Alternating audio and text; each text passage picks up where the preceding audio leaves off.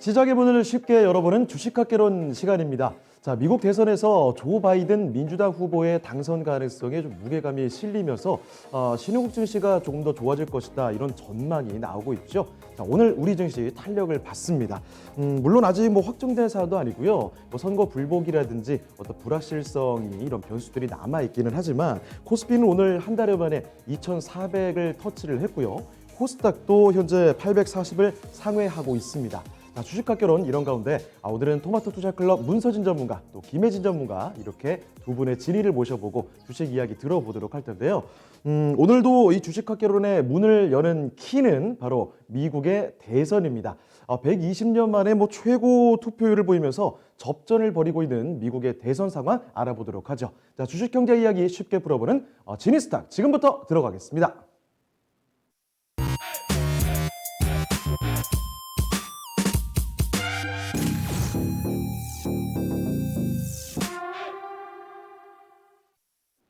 네, 지니스탁의 진이와 인사 나눠보도록 하겠습니다. 문서진 전문가님, 안녕하세요. 네, 안녕하세요. 네, 자, 전문가님, 이 초반에는 트럼프가 기세등등했는데 이제는 바이든이 백악관에 좀 노크를 하고 있습니다.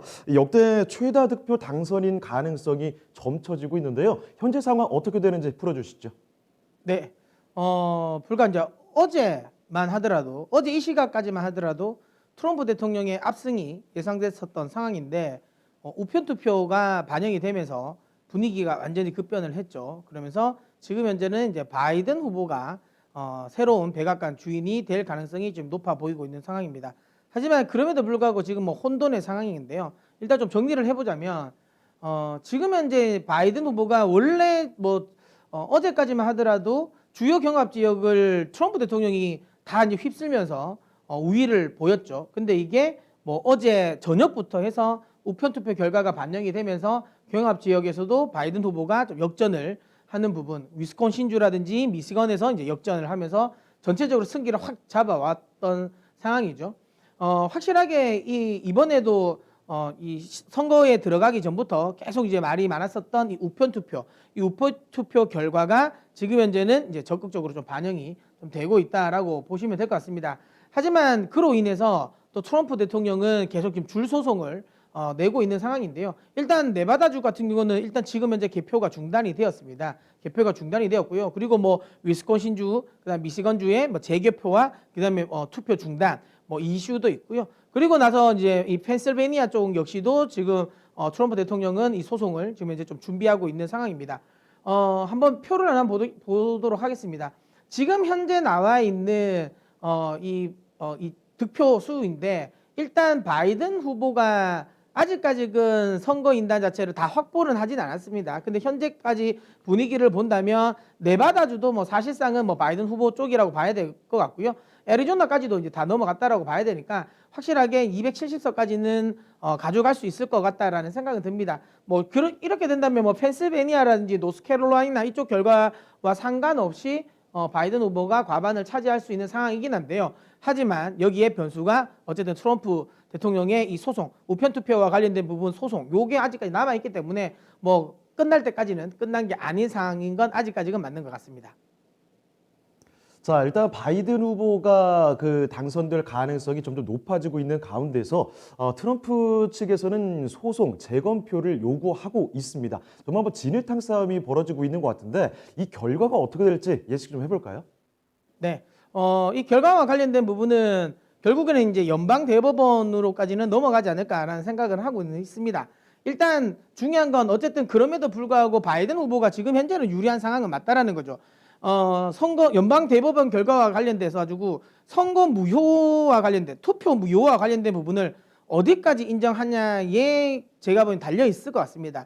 그러니까 만약에 연방 법원 쪽에서 지금 투표가 개표되는 시점까지 도착한 거는 인정해주겠다라고 하면 혹시 트럼프 대통령이 더 유리해질 수도 있고요. 그게 아니라 그러니까 어쨌든 11월 3일 날 도착한 것까지는 다 포함해주겠다라고 하면 지금 분위기 보면 자연스럽게 그냥 바이든이 아무리 이 투표 관련 부분이 있다 하더라도 이의 제기를 한다 하더라도 바이든 후보가 될 수 있는 상황인 거는 맞는 것 같습니다. 다만 아까도 이야기했지만 여차하면 이런 분위기에서 어느 정도까지를 표결을 뭐 무효할지 뭐 이 부분이 연방 대법원 결과에 따라 좀 달라질 것 같은데 그렇다면 경우에 따라서는 지금 현재 이 투표 결과로도 누구도 과반을 차지하지 않을 수도 있다라는 거죠. 혹시라도 뭐 이 투표를 개표를 중단하는 명령을 내릴 수도 있는 부분이긴 하니까요.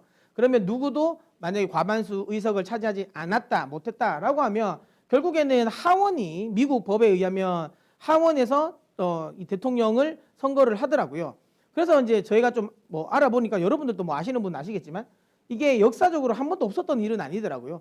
1800년도랑 그다음에 1823년인가요? 이때 한번 두 번 정도는 하원에서 대통령을 결정했던 상황인데요. 이렇게 생각하면 민주당이 하원 또 장악하고 있으니까 그러면 뭐 바이든이 더 유리하겠네라고 생각할 수도 있는데요. 이건 좀 다릅니다. 그러니까 만약에 이 판결이 그러니까 대법원에서도 판결이 안 나고 그러니까 최종적으로 누구도 과반 이상의 선거인단을 확보를 못한다면 그래서 하원 투표까지 가면 사실상 트럼프 대통령이 당 재선되는 게 거의 기정사실이죠. 왜냐하면 하원은 민주당이 다수당이긴 하지만 이 하원 투표 그러니까 하원에서 대통령을 결정할 때 하는 투표는 민주당 하원 의원들 전체가 하는 투표는 아니고요. 그 하원들이 대표하는 주에서 한 명씩만 대표가 나와서 투표를 합니다. 근데 중요한 건 지금 현재 하원의 구성을 보면 공화당이 26개 주에서 다수당을 차지하고 26개 주를 가지고 있고요. 그다음에 민주당이 22개 주에서 지금 승리를 하고 있는 상황인 거죠. 그렇다면 만약에 이 하원 투표로 간다면 공화당이 더 유리하다는 거죠. 그러면 대통령에서는 선거에서는 트럼프 대통령이 될 가능성도 있다라는 겁니다. 뭐 그래서 제가 뭐 예전에도 계속 최근까지 계속 이야기하고 있는 선거는 바이든이 이겼지만 대통령은 트럼프가 될 수도 있다라는 말이 이런 전체적인 분위기에서도 형성될 수도 있다, 결과가 나올 수도 있다라는 건데요. 다만 지금 현재 분위기상 보면 이런 대법원 판결이든 뭐 끝까지 간다 하더라도 하원 표결까지 갈 것 같지는 않고요. 그리고 대법원 판결 역시도 지금 만약에 위스콘신이나 미시건을 먹은 상태에서 트럼프 대통령이 이긴 상황이라면 모르겠습니다. 펜실베니아나 노스캐롤라이나는 사실상 조금 연방 법원에서도 이의가 제기될 수도 있는 부분이 뭐 아무래도 노스캐롤라이나는 12일까지 어쨌든 계속 개표를 하겠다는 거기 때문에 이거는 사실상 결국에는 투표 결과를 보고 우편을 찍을 수도 있다라는 게 인정될 수도 있는 부분이긴 하거든요. 그렇기 때문에 뭐 6일까지 오는 것도 뭐 포함하겠다 이런 것들은. 근데 이제 그거 중요한 건 그렇기 때문에 만약에 이 위스콘신이나 그다음 미시건을 먹었다면 정말 알 수도 없을 것 같은데요. 이미 그 유리했던 위스콘신인가 미시건까지도 지금 바이든 후보에게 넘어간 상황이기 때문에 이 부분은 대법원 판결로 뒤집어지기는 좀 어렵지 않을까라는 생각을 하고 있습니다. 그래서 확률적으로는 바이든 후보가 될 가능성이 지금 현재는 좀 높다라고 보시면 되고요. 글로벌 주요 금융시장의 움직임 역시도 여전히 바이든 후보에 조금 더 다시 또 베팅이 돼 있는 상황이다라고 보시면 될 것 같습니다.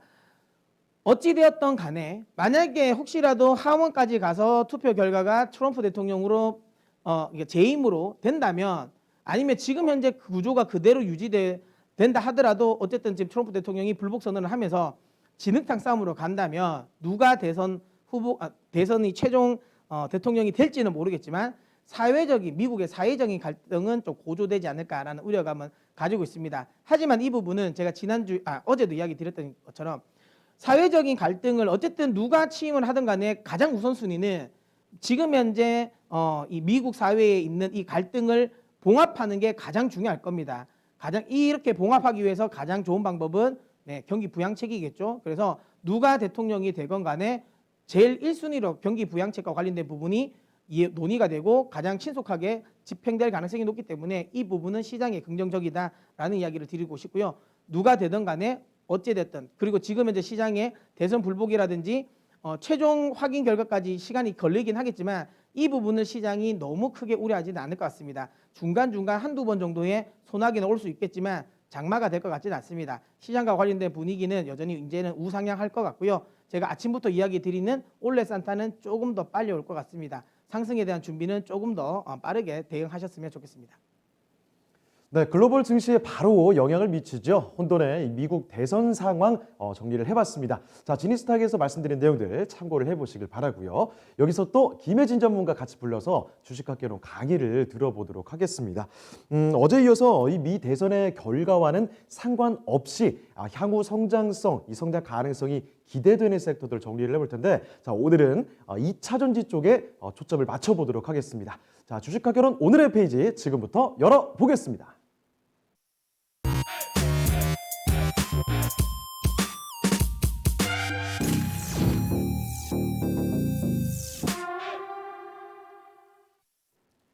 자, 오늘은 2차 전지 쪽으로 돌아보도록 할 텐데요. 2차 전지 이 이야기를 하는 게 아무래도 이 전기차죠. 자, 전기차가 실제로 판매량이 어떻게 되고 있는지, 잘 나가고 있는지 이 추이도 한번 먼저 확인해 볼 필요가 있을 것 같은데요. 네. 오늘은 2차 전지, 전기차, 중대형 2차 전지가 많이 쓰이는 전기차 쪽을 볼 텐데 저희가 이번 주에 좀 뭐랄까 나름대로 시리즈로 지금 여러분들께 주제를 소개를 해드리고 있습니다. 미국 대선의 지금 결과가 어떻게 될지 향방을 기추가 주목이 되고 있는데 뭐 바이든이 당선이 되든 트럼프가 당선이 되든 상관없이 앞으로의 전망이 좋고 성장할 것이다라고 기대가 되는 산업으로 설명을 해드리고 있는데요. 어제는 이제 5G를 설명해 드렸어요. 뭐 어제 시장에서 갑자기 뭐 트럼프 관련주처럼 움직이기도 했지만 사실은 저희가 계속 설명드리는 요지가 5G 그리고 오늘 소개해드린 2차 전지는 누군가가 당선이 되는 상관없이 그렇죠. 이 시장은 클 수밖에 없다. 그러니까 이 안은 성장하는 산업이다라는 쪽으로 계속 설명해드리고 있거든요. 저희가 이제 어제 이제 5G를 소개할 때는 투표 결과가 어떻게 될지 모르니까 누가 되든 상관없는 걸로 해서 5G를 이야기를 드렸고요. 네. 오늘 2차 전지 같은 경우도 그러면 바이든이 된다라고 생각하고 저희가 소개하냐? 그건 아닙니다. 그러니까 아직까지 그 변화구라고 생각하시면 돼요. 그러니까 아직까지 뭐 만약에 아직 트럼프 대통령이 또 될 수도 있지 않습니까? 아직 그렇죠. 최종적으로 모르기 때문에. 그래서 일단은 아직까지는 트럼프가 되건 바이든이 되건 상관없는 종목에 대해서 저희가 이야기 드릴 거고요. 조금 더 명확해질 때는 그때는 직구를 던져드리도록 하겠습니다. 그래서 지금 현재는 좀 바이든 후보가 될 당선 가능성이 높기 때문에 뭐 바이든 후보 쪽으로 좀 포지션을 두긴 하겠지만 어쨌든 조금 더 명확해지면 그때는 직구를 저희가 던져드리도록 하겠고요. 어쨌든 다음 주까지는 이 이제 미국 이후에 사실 이게 미국 대선에 관련된 테마라기보다는 내년도를 준비하는 테마라고 보시면 네, 될 것 같아요. 맞아요. 그래서 다음 주까지는 저희가 그쪽으로 특집을 해드리도록 하겠습니다. 네, 누군가가 당선이 되든 상관없이 이 산업은 성장할 수밖에 없다고 계속 설명을 드릴 건데요. 전기차, 2차 전지 관련 주들이 이제 최근에 좀 조정을 많이 받았습니다. 그래서 최근에 나왔던 통계를 보면서 2차 전지 관련된 중대형 2차 전지가 많이 쓰이는 전기차 시장이 얼마만큼 성장을 했는지 한번 볼 텐데요. 가장 최근에 발표된 자료가 이제 9월 자료입니다. 9월 달까지의 전기차가 얼마나 판매가 됐고 2차 전지가 얼마큼 생산이 됐는지를 보면요. 잘 팔렸어요. 일단 9월 달 한 달 동안 보면은 글로벌적으로 전기차 판매량이 뭐 33만 9천 대. 근데 전년에 대비해서 보시면 좋으실 것 같아요. 왜냐하면 작년에 코로나가 없었잖아요. 네. 그러니까 작년은 코로나가 없었는데 작년과 같은 기간을 비교했을 때 74.7%가 상승을 했고 역시 이 글로벌적으로 전기차 시장의 성장을 이끌었던 곳은 유럽입니다. 유럽이 지금 계속 고성장을 하고 있는 부분인데요. 유럽 같은 경우에는 전년 동기 대비해서 151.2%가 팔렸고요. 우리나라도 잘 팔렸어요. 우리나라도 9월 달 한 달 동안에는 216%가 많이 팔렸고 그리고 중국하고 미국 같은 경우가 사실 지금 코로나의 영향을 받으면서 지금 성장세가 좀 주춤해졌던 부분이 있어가지고 그 부분에 대한 우려가 많았는데 최근에 다시 회복이 되고 있습니다. 중국 쪽의 판매량도 증가하기 시작했고요. 미국 쪽에 대한 걱정도 있었는데 최근에 뭐 1.8% 전년 동기 대비해서 전기차 판매량이 증가를 하고 있고요. 이 안에서 뭐 당연히 테슬라의 열풍이 있었던 것 같아요. 테슬라가 점유율 1위를 차지하고 있는데 이 수치가 그 지난달 8월 달과 비교했을 때는 살짝 점유율은 낮아졌습니다. 근데 거기 점유율 낮아졌지만 1위는 지키고 있지만 점유율이 낮아진 데에는 폭스바겐이나 뭐 르노나 비아드나 이쪽에 점유율이 높아졌던 거 그리고 우리나라의 현대기아차 같은 경우에도 전기차를 지금 많이 생산을 하고 있거든요.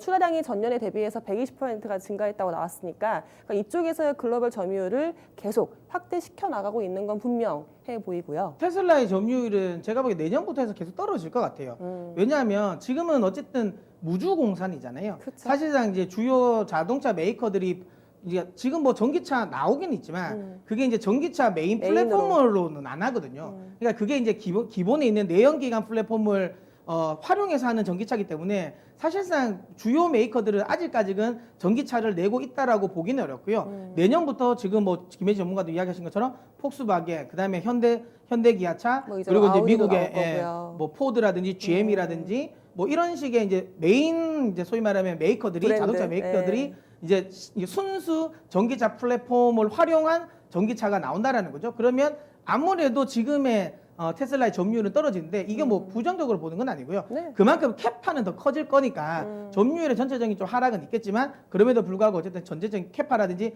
매출은 늘어날 가능성은 있다라고 봅니다. 그래서 전기차 시장 자체가 굉장히 커질 거다라는 거는 뭐 두말할 나위가 없겠죠. 그렇죠. 이렇게 전기차 시장이 커지면 저희가 이제 관련주로 주목하고 있는 부분은 당연히 전기차의 심장이라고 할 수 있는 2차 전지 배터리 부분이겠죠. 배터리 출하량이 당연히 전년 대비해서 증가를 했습니다. 뭐 평균적으로는 54.7%가 증가를 했고요.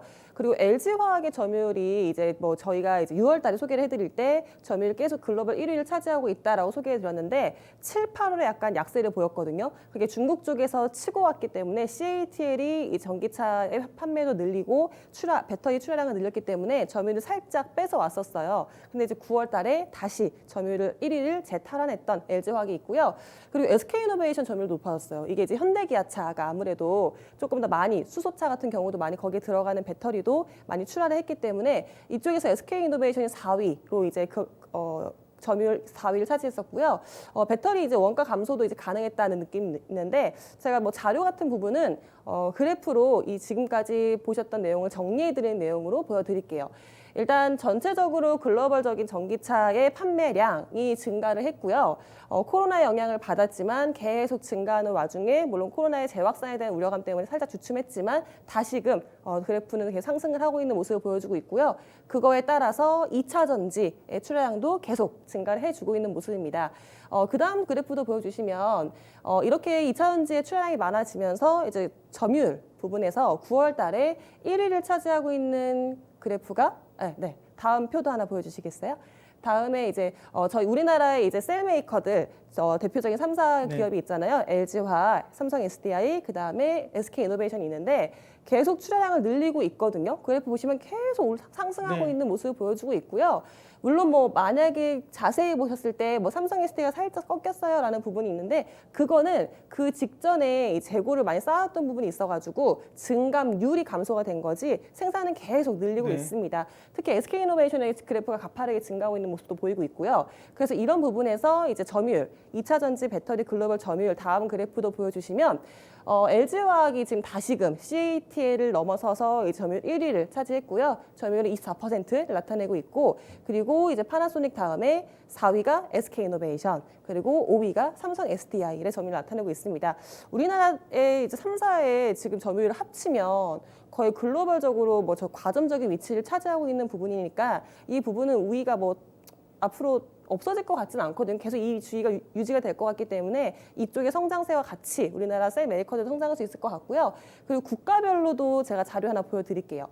미국에서의 전기차 월별 판매량이나 판매 비중도 보시면 계속 이제 가파르게 올라가고 있어요. 그러니까 이왕에 차를 살 거면 이젠 내연기관이 아닌 전기차 쪽으로 비중을 늘리는 거죠. 그러니까 이쪽에서 그래프가 수치로 나타나고 있고 그 다음 그래프도 유럽 쪽, 중국 쪽도 보실게요. 중국 쪽의 그래프도 최근에 뭐 가장 코로나의 영향에서 빨리 벗어났기 때문에 지금 판매량이 가장 늘어나고 있고요.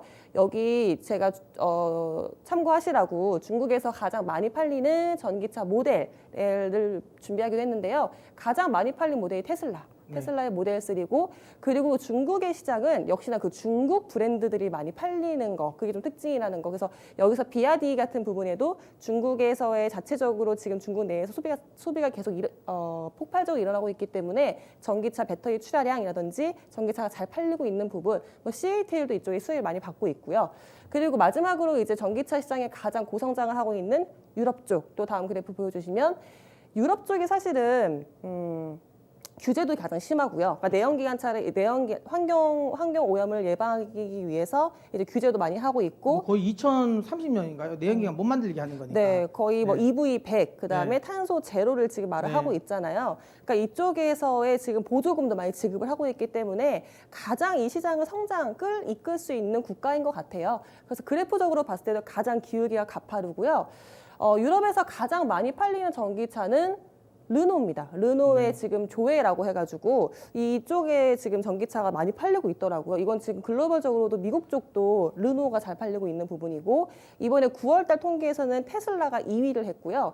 그리고 폭스바겐 같은 경우에는 그 ID3라고 유럽에서만 판매가 되는 전기차가 있거든요. 근데 그쪽에서 지금 판매량이 괜찮기 때문에 뭐 이쪽에 판매 있고 지금 4위에 현대기아차 보이시죠? 네. 현대기아차의 코나 같은 부분도 판매량이 잘 유지가 되고 있습니다. 마지막으로 국내 한번 볼까요? 국내도 전기차 판매량을 계속 늘리기 위해서 노력을 하고 있는데요.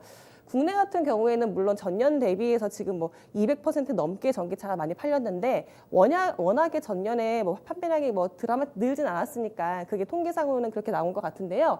이번에 10월 30일 날 정부에서 지금 미래차, 전기차, 수소차를 적극적으로 육성하겠다라는 정책을 발표를 했습니다. 그래서 우리나라도 2030년까지 뭐 EV 양을 급속도로 늘리겠다라고 해서 보조금을 많이 지급하겠다고 했거든요. 그리고 특히 상용차, 뭐 택시라든지 버스라든지 트럭에 들어가는 그 배터리 같은 부분도 좀 전기차로 많이 바꿀 수 있게 리스 같은 사업도 많이 늘리겠다고 하고 있으니까 뭐 유럽이 지금 정부에서 적극적으로 밀고 있기 때문에 시장이 많이 커지고 있잖아요. 근데 뭐 중국이나 미국, 우리나라도 이렇게 정부에 적극적으로 지금 육성을 하고 있으니까 이 시장은 당연히 커질 수밖에 없을 것 같아요. 그래서 2차 전지, 전기차 시장은 계속 꾸준히 관심을 가지셔야 될 것 같습니다. 네, 국내외 이 전기차 판매량도 그렇고 이 2차 전지 쪽 시장의 전망은 좋은 건 알겠습니다. 그런데요, 전문가님, 이쪽 관련된 기업들의 최근 주가를 보면 많이 좀 내렸거든요. 그래도 뭐 걱정 안 해도 될까요? 네, 가장 고민은 그것일 것 같아요. 이제 최근에 2차 전지 셀메이커들 뭐 관련된 소재, 부품, 뭐 장비 업체들의 주가가 지금 많이 좀 조정을 받고 있습니다. 원인은 좀 다양했던 것 같아요. 그 몇 달 동안에 8월 네. 이후로 해가지고 뭐 테슬라의 배터리 데이에서 뭐 자체적으로 배터리를 내재화시키겠다라는 거에 대한 우려감도 있었고 또 뭐 현대차, 뭐 코나의 전기차의 리콜 도 있었고요. 그 다음에 또 뭐 LG화학의 이제 물적 분할 또 이슈도 있었기 때문에 여러 가지 이유로 인해서 또 시장도 안 좋았잖아요. 그러니까 안 좋았던 이유로 지금 뭐 기간이라든지 가격 조정을 계속 받고 있는 와중인데 근데 뭐 저는 지금 이야기하신 것처럼 그 중에 가장 큰 원인은 그냥 많이 올라오는 상황에서 시장이 흔들렸기 때문에 차익 실현 매물 나온 게 가장 큰 거지. 그런 것 같아요. 실제로 뭐 배터리 데이, 뭐 테슬라 내재화라든지 이런 부분이 저는 핵심은 아니라고 봅니다. 왜냐하면 배터리 데이에서도 사실상 뭐 하이니켈과 관련된 우리나라가 좀 강점을 가지고 있는 하이니켈과 관련된 부분에 더 강점을 주겠다. 그다음에 뭐 실리콘 응급제 관련 이야기도 나왔고 우리나라 수혜주들이 분명히 수혜를 볼 수 있었던 상황이었거든요. 그다음에 삼성 SDI 쪽에 조금 더 포지션도 줄 수 있겠다 이런 이야기도 했고 그다음에 뭐 2023년까지 쇼티지일 거다라는 이야기까지 하면서 사실상은 전반적으로 긍정적인 분위기가 형성될 수도 있었지만 중요한 건 시장은 항상 이제 그런 것 같아요. 이번에도 제가 오늘 뭐 시황 관련 이야기를 많이 할 때도 사실상 바이든 이번에 시나리오는 시장이 생각하는 최악의 시나리오예요. 미 대선 결과는 그렇죠. 바이든이 당선되고 그다음에 공화당이 상원을 유지하고 그다음에 미국 그러니까 이 트럼프 대통령이 불복까지 하고 이거는 다 길어지는 최악의 거. 시나리오인데도 네. 시장이 오르잖아요. 중요한 건 그건 거죠. 그럼에도 불구하고 시장이 악재 보는 것보다는 호재를 더 많이 보기 때문에 움직이는 거거든요. 그러니까 이 부분도 그랬던 것 같아요. 만약에 이 배터리 데이 같은 경우도 만약 시장이 분위기만 좋았으면 호재성 뉴스들이 굉장히 많았거든요. 근데 중요한 건 시장이 안 좋다 보니까 악재에 좀 집중해서 뭐 2차 전지 관련 종목들이 꺾인 거지 실질적인 뭐 추세가 꺾인 건 아니고 산업의 흐름이 꺾인 건 아니다라고 이야기를 많이 드렸고 그래서 저는 뭐 방송에 나올 때마다 2차 전지는 끝난 게 아니다라고 강조를 많이 드렸었던 부분이긴 한데 다시 시장이 또 붐업이 될 네. 것 같으니까 또 그리고 또 거기에 또 이제 이유를 붙이는 거죠. 네. 사실상 트럼프 대통령이 되건 바이든 후보가 되건 상관은 없는데 왜냐하면 물론 트럼프 대통령이 되면 화석 연료와 관련된 부분을 더 많이 또 유지는 하는 건 맞지만 그렇다고 해서 뭐 예를 들어 포드 보고 야 너 이 전기차 만들지 말고 좀 내연기관만 더 만들어 이러지는 않는다라는 거예요. 그러니까 어차피 기업들은 본인들이 정해진 스케줄대로 가고 있는 상황에서 그러니까 미국 대선 결과와 관련된 부분이 조금의 영향을 미칠 수 있지만 중요하게 큰 건 아니다. 뭐 이게 바이든 테마주다 이렇게 움직이고 생각하실 필요는 전혀 없다라는 걸 다시 한번 이야기 드리도록 하겠고요. 어쨌든 흐름 자체는 뭐 이번에 떨어진 것 역시도 뭐 큰 여기에 산업에 네. 노이즈가 있었던 것보다는 시장의 심리라는 것 같고요. 그렇기 때문에 지금은 정상 복귀하는 것 같아요. 맞아요. 예, 무너졌던 심리가 다시 회복되기 때문에. 또 금방 회복될 수 있지 않을까라고 생각을 하고 있습니다. 네. 우리나라 업체들이 전기차, 2차 전지 배터리에서 차지하고 있는 지금 점유율 위치가 확고하거든요. 이게 당분간 유지가 될 것이기 때문에 그 안에서 충분히 기회나 성장을 할 것이기 때문에 뭐 그렇게 우려감 가지실 필요 없을 것 같고요. 일단 뭐 미국 쪽의 우려감 전혀 가지실 필요 없고 유럽의 고성장, 뭐 중국이나 우리나라 성장하고 있으니까 계속 이쪽은 지켜보시고요. 기회 있을 때마다 내가 같이 함께 투자해보겠다라고 생각하시면 좀 좋으실 것 같네요. 네, 걱정하지 말고 긍정적으로 봐도 된다 이런 말을 들으니까 안심이 확 되는 것 같습니다. 자, 그러면 이 관련된 종목들이 더 기대가 되는데요. 어떤 종목들이 있을까요? 네. 뭐 2차 전지하면 대표적인 종목일 겁니다. 그래서 저희가 일단은 세부적인 부분보다는 좀 대표적으로 수혜가 될 수 있는 종목들을 중심으로 가지고 나왔는데요. 일단 에코프로 BM, 첨보, 현대차, P&A 솔루션 이렇게 네 종목을 가지고 나왔습니다. 일단 가장 먼저 이제 에코프로 BM입니다. 상대적으로 사실 저는 개인적으로 배터리데이 결과를 보고 나서 저희가 뭐 방송에서도 많이 이야기했고 제가 실전 매매에서도 뭐 제가 이제 계속 이야기를 강조를 많이 했었던 부분인데 결국에는 시장에서 우려했던 건 이제 이거 소위 말하면 이 테슬라가 그러니까 이 NCN 계열로 안 가는구나. 결국에는 인산철로 가는구나. 그래서 그러니까 이거는 조금 우리 기업에게는 안 좋을 수도 있다라고 했는데 아니죠. 결국에는 테슬라 역시도 하이니켈 쪽으로 계속 이제 밀고 나간다라는 거. 그러면 거기에 대표적인 수혜가 하이니켈 관련 기술력이 우리나라에서 가장 넘버원이라고 할 수 있는 당연히 이제 에코프로 BM이 저는 가장 수혜가 될 수 있을 거라고 생각을 했는데 주가가 조정을 왔어요. 그러니까 호재성 뉴스가 나왔지만 그냥 내재화하면 가격 압박 들어가는 게 아니야. 뭐 그런 쪽으로 오히려 그냥 악재가 영향을 미치니까 떨어진 건데요. 확실하게 글로벌 시장의 이제 2차 전지의 흐름 자체가 대세가 하이니켈입니다. 최근 들어 뭐 NCN 계열이 이제 폭파상황도 있고 이런 부분이 있긴 하지만 사실 그러니까 2차 전지, 그러니까 전기차의 지금 화재가 7만 대당 한 대 꼴이거든요. 지금 7만 대당. 근데 내연기관 차들의 이 화재가 1만 대당 1개 정도 꼴이에요. 근데 사실상 2차 전지, 그러니까 전기차의 이 화재 위험이 더 낮습니다. 확률상으로, 네. 확률상으로 더 낮은데 집중될 수밖에 없는 거죠. 그렇죠. 네, 그러니까 워낙 아무래도 시장에 관심이 많다 보니까 더 부각되는 부분이다라고 보시면 되고요. 그래서 혹시라도 이것 때문에 뭐 NCN 계열은 안 간다라고 할 수 있지만 아니라는 거죠. 그러니까 CLTL 같은 경우도 안 한다고 안 했잖아요. 포기 안 했잖아요. 불 나고 나서도 아니다, 자기들 계속 개발하겠다라고 이야기를 했고 어쨌든 그쪽 관련 기술에서 가장 이제 높은 건 하이니켈 쪽으로 우리나라에서 어쨌든 1등이라고 할 수 있는 에코프로 BM에서는 가장 수혜가 된다라고 보고요. 에코프로 BM이 어쨌든 상대적으로 좀 탄력적인 부분에서 조금은 이제 뭐 부족하다라고 생각할 수 있었던 부분은 삼성 SDI의 포텐이 좀 안 터졌던 거죠. 그렇죠. 그러니까 LG화학 쪽으로 지금 올해는 거의 집중됐다면 내년에는 이제 삼성 SDI 쪽이 조금 더 포텐이 나올 겁니다. 에코프로 BM의 어쨌든 가장 큰 매출처가 삼성 SDI랑 SK 하이닉스죠. 그러니까 에코프로의 가장 큰 단점이 LG화학에 대한 매출 비중이 많지 않다라는 게 가장 큰 이제 단점이었는데 이 부분은 내년에 오히려 저는 다시 장점으로 돌아설 가능성이 높다고 봅니다. 삼성 SDI 같은 경우는 이번에 아시는 것처럼 현대차의 대규모 지금 배터리를 납품할 가능성이 매우 높아졌죠. 높죠. 네. 높아졌다. 확정은 아니지만 제가 보기엔 지금까지 보여왔던 퍼포먼스를 감안한다면 그 30조 이 수준은 제가 보기엔 가능하지 않을까라는 생각을 하고요. 그 다음에 삼성 SDI의 이런 매출 비중이 높아진다는 거. 삼성 SDI랑 에코프로는 아시죠? 그러니까 조인트 벤처를 통해서 지금 캠6 라인을 지금 하이니켈 쪽으로 계속 같이 개발을 하고 있고 캐파 증설이 난다는 거죠. 시장이 쇼티지 상태인데 단순히 소위 말하면 캐파가 증설이 안 되면 이게 온전히 받을 게 없어요. 매출 증가가 안 나오죠. 그렇죠. 그러면 마진이 높아져야 되는데 단기간에 마진이 확 늘어날 가능성은 높지 않습니다. 결국에는 규모의 경제로 가야 되고 매출을 늘릴 수 있는 방향으로 가야 되는데 그러려면 결국에는 이제 이 캐파 증설인데 사실상 에코프로 비행 같은 경우는 지금 삼성 SDI와 조인트 벤처를 통해서 캐파 증설을 지금 하고 있다라는 거죠. 이 부분은 내년에 실적이 반영이 됩니다. 그러니까 지금 현재부터 계속 좀 모아 가셔야 된다라고 이야기 좀 드리고 싶고요. 그리고 내년에는 삼성 SDI뿐만 아니라 SK 이노베이션 쪽에서도 좀 의미 있는 매출이 나올 겁니다. SK 이노베이션은 이번에 포드에 이 2차 전지를 지금 납품을 하려고 하고 있거든요. 뭐 그 매출까지 감안한다면 에코프로 BM은 내년도에 훨씬 더 실적이 잘 나올 거다. 물론 3분기 실적도 엄청 잘 나왔습니다. 하지만 4분기 그리고 이제 내년 뭐 1분기, 2분기 이때 실적은 훨씬 더 잘 나올 거라고 보기 때문에 지금부터 계속 우상향. 오늘 급등은 했지만 그럼에도 불구하고 저는 더 위로 룸은 더 열려 있다라고 생각하기 때문에 에코프로 BM은 저는 10점을 드리도록 하겠습니다. 네, 두 번째로 첨보 볼 텐데요. 첨보도 2차 전지 하면 정말 빼놓을 수 없는 기업입니다. 그렇죠. 2차 개인적으로 전지. 소재 중에서 저도 좀 좋아하죠. 어, 천보가 만보 간다고 이야기가 많아요.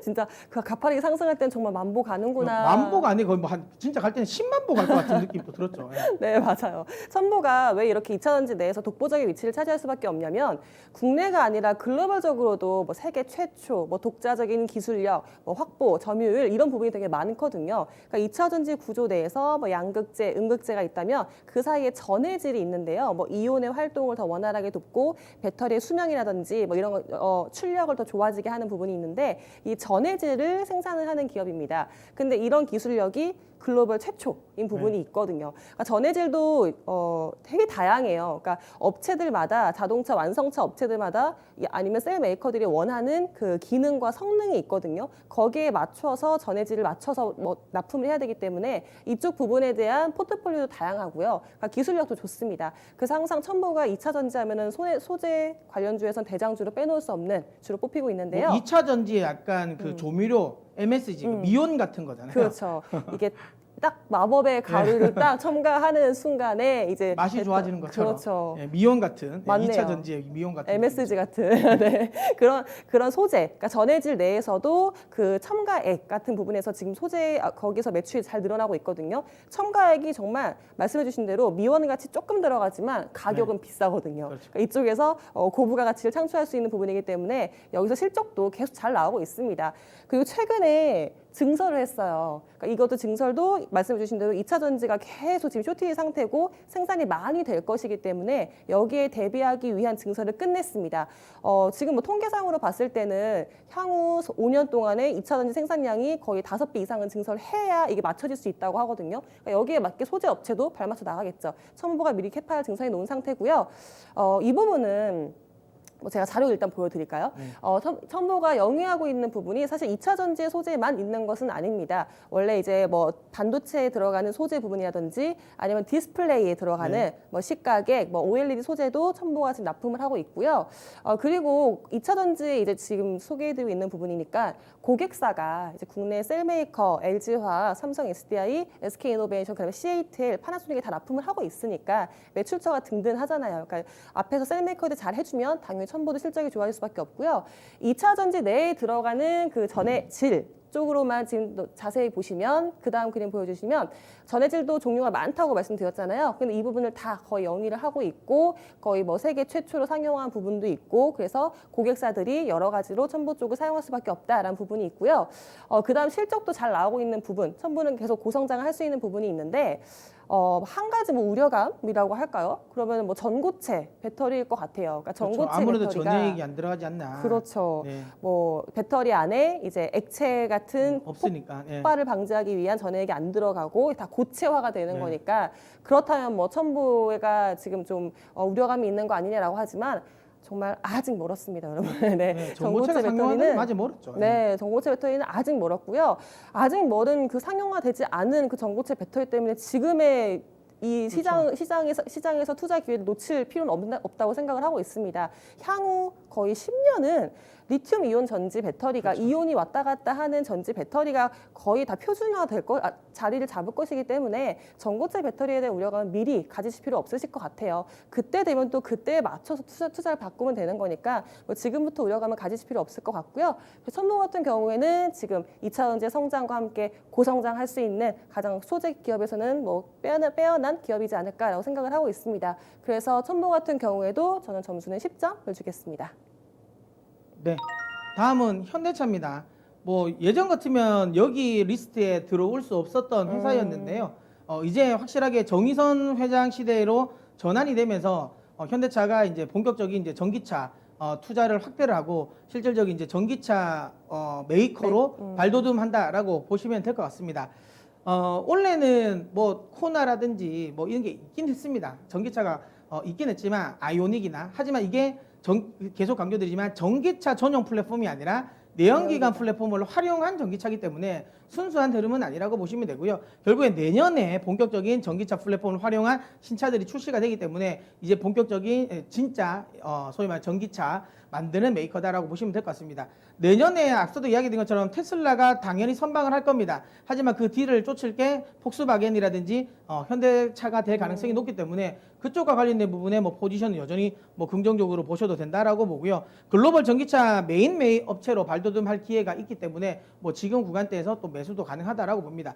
결국에는 또 보시는 거 출하량이 확실하게 이번에 3분기 실적에서 보시면 아시겠지만 정말 엄청난 대송 충당금을 쌓아놨음에도 불구하고 실적 자체가 분명히 적자 전환할 거라고 봤음에도 불구하고 엄청나게 실적이 괜찮게 나왔죠. 확실하게 지금 글로벌 출하량 또 늘어나고 있다는 거, 신차 모멘텀 또 발생되고 있고요. 그리고 경기가 회복되는 상황에서 전통적인 내연기관 차의 판매량도 좋아질 것 같습니다. 그리고 이제 이 현대차 같은 경우는 예전에는 이 딜러 마진을 많이 줬지 않습니까? 근데 이제 이 딜러 마진과 관련된 부분도 조금 낮춰지고, 그리고 또 중요한 건 이제 이게 인터넷으로도 우리가 온라인 쇼핑으로도 이제 차를 그렇죠. 구할 수 있는 이 부분은 사실상 이 현대차 영업 직원들에게는 분명히 불편한 상황이긴 하지만 현대차 그룹의 영업 이익과 관련된 부분은 좀 긍정적이다라고 볼 수 있기 때문에 현대차는 뭐 조정을 이용해서 좀 매수의 관점에 하셔도 된다라고 생각해서 저는 9점을 드리도록 하겠습니다. 네, 마지막으로 P&E 솔루션을 볼 텐데요. 전공 과목 나오셨네요. 제가 P&E 솔루션을 2차전지 관련해서 장비주 소개해 드릴 때 좋아하죠. 지인이 또 이 회사 다니시잖아요. 네, 맞습니다. 네, 이 말해도 되나요? 네, 네, 그래서 그 관련된 내용들을 또 잘 되고 있다. 회사가 정말 잘 되고 있구나라는 걸 알 수 있는 기업인데요.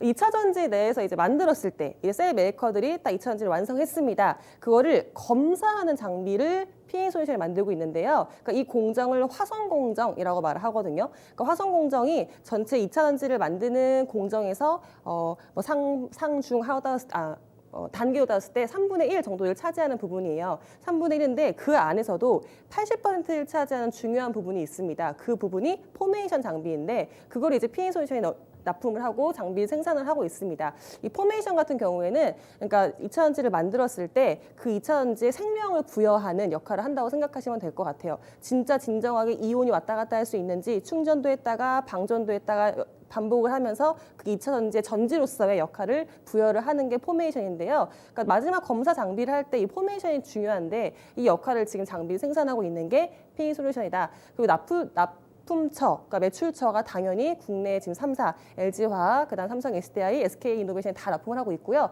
유럽 쪽에 전지, 2차 전지 생산하는 노스벨트 같은 경우에도 지금 납품을 하고 있습니다. 그래서 당연히 2차 전지가 많이 생산이 될 때 이런 검사 장비 하나 보여드릴게요. 사진을 준비했는데요. 검사 장비 같은 경우에 수요가 늘 수밖에 없고요. 뭐 캐파 증설할 때 당연히 이 장비들은 증가할 수밖에 없는 부분인데 포메이션도 있지만 사이클러 같은 경우에도 이제 2차 전지 수명을 체크하는 거거든요. 근데 이 부분이 최근에 저희가 그 2차 전지 배터리 재활용 말씀드렸잖아요. 그러니까 이 2차 전지를 나중에 재활용할 수 있는지 이거 더 많이 쓰긴 해야 되겠네요. 그렇죠. 수명이 얼마큼 남았는지를 체크하기 위해서 이 사이클러 장비 같은 경우에도 수요가 증가를 할 것 같습니다. 그러니까 2차 전지 부분에서는 먹을 게 많거든요. 활용할 수 있는 산업이 많기 때문에 이쪽에서의 수요도 증가할 것 같고요. 그리고 최근에 또 P&E 솔루션에 좀 우려감이 있었던 부분은 실적이 조금 예상치에 비해서는 좀 못 나왔어요. 그래서 그 부분이 조금 우려감을 가지는데 이게 지금 유럽 쪽이 코로나가 아직까지 지금 여파를 받고 있잖아요. 수준을 그래서 받았는데 이게 물건을 안 찾아가는 거죠. 네, 못 가져가는 네. 거고요. 그리고 왜 못 가져가는 게 왜 문제가 되냐라고 했을 때 당연히 검사 장비 같은 경우에는 검사가 다 끝나고 나서 그거를 주는 순간에 매출로 인식이 되는 건데 지금 못 가져가니까 장비는 다 끝났는데 검사는 다 끝났는데 그 부분에 지금 매출이 지연이 되고 있습니다. 그래서 지금 3분기 실적이 조금 예상치보다 덜 나올 것 같아요. 하지만 이게 지금 코로나가 조금 희석이 된다. 좀 잠잠해지고 나서 유럽 쪽의 전기차는 잘 팔리고 있고 계속 2차전지가 부족한 상태니까 이쪽에서의 조금 회복이 된다면 충분히 EPA 솔루션 같은 경우에도 실적도 좋아질 것 같고요. 이쪽에서의 포메이션 장비라든지 아니면 이쪽 대형 전지에서 PA 솔루션을 가지고 있는 입지적인 위치가 있기 때문에 매출이 꾸준하게 증가를 할 겁니다. 그러니까 앞으로 기대가 되는 기업, 2차전지 시장의 성장과 함께 같이 성장할 수 있는 기업으로 장비 쪽은 PA 솔루션 함께 보였으면 좋겠습니다. 그 점수는 9점을 주겠습니다. 오늘은 네 가지 종목이 다 좋습니다. 9점, 9점, 10점, 10점 이렇게 나오고 있는데요. 10점짜리도 지금 두 종목이 나왔습니다. 이 중에 탑픽이 과연 무엇인가 또 궁금해지는데 탑픽 종목 꼽아주시죠. 네, 탑픽은 에코프로비엠을 탑픽으로 선정하도록 하겠습니다. 아무래도 시총 사이즈도 또 묵직하고 그다음에 방향성이 크게 막 변동성을 키울 것 같지 않습니다. 그래서 충분히 개인 투자자분들이 접근하실 수도 있다. 그리고 지금 가격대도 뭐 상당히 좀 조정을 줬기 때문에 오늘이야 뭐 급등을 하지만 제가 보기 좀 눌림목을 이용해서 분할 매수하시면 될 것 같고요. 목표가는 18만 원, 손절가 12만 원으로 설정하고 대응하시면 될 것 같습니다. 자, 에코프로비엠을 탑픽 종목으로 꼽아 주셨습니다. 목표 주가는 18만 원, 그리고 손절가는 12만 원을 말씀을 해주셨네요. 분할 매수 전략으로 접근을 해주시고요. 자, 탑픽 종목 말씀드리고 있는데, 탑픽 종목 그동안 말씀드렸던 종목 중에 지금 목표가에 도달한 종목이 있다고 합니다. HMM이거든요. 자, 이 종목에 대해서 한마디 좀 들어볼까요? 네, 저희가 이거 탑픽으로 소개시켜 드렸을 때 글로벌 물동량이 코로나에도 생각보다, 불구하고 네. 생각보다 괜찮게 운행되고 또 운임도 많이 올랐다라고 이야기를 해서 뭐 관심도를 한번 가져보자라고 이야기를 드렸습니다.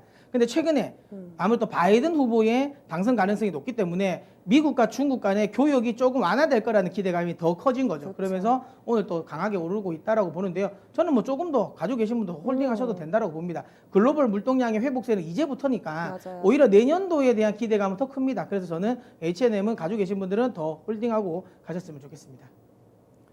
네, 앞으로 이렇게 또 목표가에 도달하는 종목들이 더 많이 나오지 않을까 이런 기대감을 갖게 만듭니다. 자, 흐뭇하게 지금 상승하는 흐름 이어가고 있는데요. 방금 전에 확인해 보니까 이 코스피도 다시 한번 또 2,400선을 넘어갔습니다. 자, 마무리 잘 하시고요. 여러분의 성공 투자 기원하면서 오늘 주식학개론 마무리 짓도록 하겠습니다.